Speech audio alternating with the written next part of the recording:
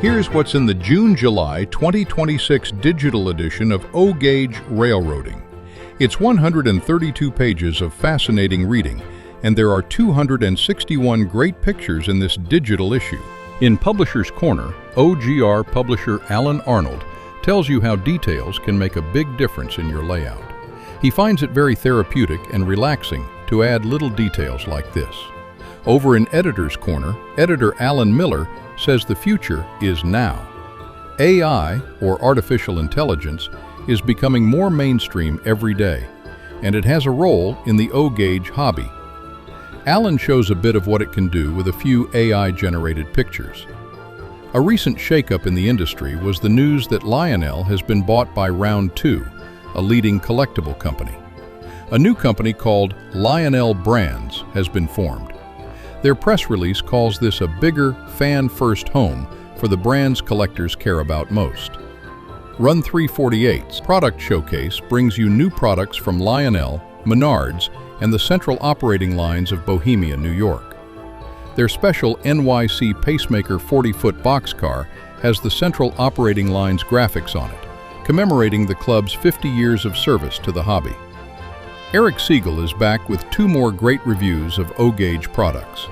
First up is the Lionel Vision Line Commodore Vanderbilt Hudson Steamer. Eric gives you a little history, some detailed notes about the model, and a great review of its performance.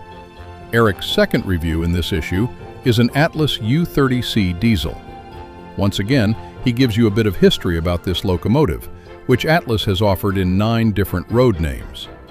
Equipped with the MTH ProtoSound 3 system, it is another beautifully executed model from Atlas and an excellent performer. John Perkins tells how his childhood memories, a traumatic accident, and a dream job with the R.J. Corman Company combined to motivate him to build his O-Gauge layout. John's layout, while simple in its design, provided John with a lifetime of memories, a path to healing, and a bond between a father and son that can never be broken. In keeping with Alan Arnold's Publisher's Corner about details, John Kubik says to look inside. He shows you how he has detailed the inside of many of the structures on his layout. Much of his interior detail work is absolutely stunning. Joseph Garcia shows you how he built a couple of modular subway dioramas in 2 very different settings. He used many conventional construction techniques, but also incorporated some 3D printed models and signals on these dioramas. Don Kaiser opens the door to AI in the O-Gauge hobby with this great intro article. He talks about the legal implications of using AI in a magazine and also demonstrates what AI can do with both text and images. For example, this image of a Union Pacific big boy rolling through Sinking Springs, Pennsylvania is a totally AI-generated image. Don shows a few more examples of what AI imaging can do and how it can be used to generate 3D printing files to make O-Gauge parts. Christopher Finch is in this issue, with the first in a 3-part series that shows his post-retirement move to a new home and the start of a new O-Gauge layout. Starting with bare walls and progressing from there, the basement layout room took shape very nicely. We'll be looking forward to parts 2 and 3 of this fascinating series. And that wraps it up.